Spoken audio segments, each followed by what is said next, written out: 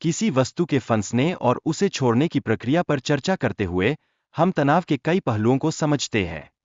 यह प्रक्रिया न केवल एक शारीरिक संघर्ष है, बल्कि यह मानसिक रूप से भी चुनौतीपूर्ण होती है।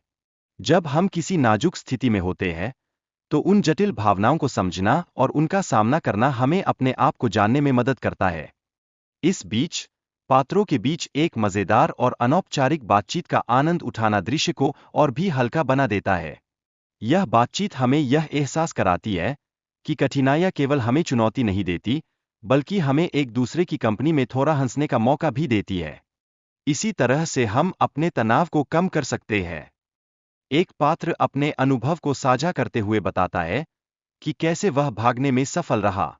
यह उसके जीवन का एक महत्वपूर्ण मोड़ था, जिसने उसे सिखाया कि कभी-कभी हमें अपनी सीमाओं को पहचानकर आगे बढ़ना होता है।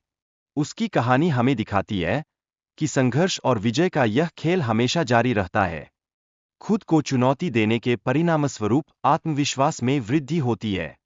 यह अनुभव व्यक्ति को अपने लक्ष्यों को प्राप्त करने के लिए प्रेरित करता है। जब हम अपने डर का सामना करते हैं, तो हम अपने अंदर की शक्ति को पहचानते हैं, जो हमें आगे बढ़ने का हौसला देती है।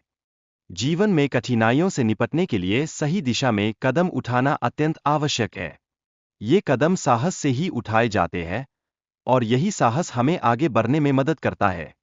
जब हम समझते हैं कि मुश्किलों का सामना करना हमारे विकास का हिस्सा है, तो हम उन्हें और अधिक सहजता से स्वीकार कर लेते हैं। अंततः, साहस को बढ़ाने के लिए सही मानसिकता होना जरूरी है। यह वह नींव है जिस पर हम अपनी स्थिरता बनाए रखते हैं। जब हम सकारात्मक सोच के साथ किसी चुनौती का सामना करते हैं, तो हम केवल खुद को, बल्कि अपने आसपास के लोगों को भी प्रेरित करते हैं।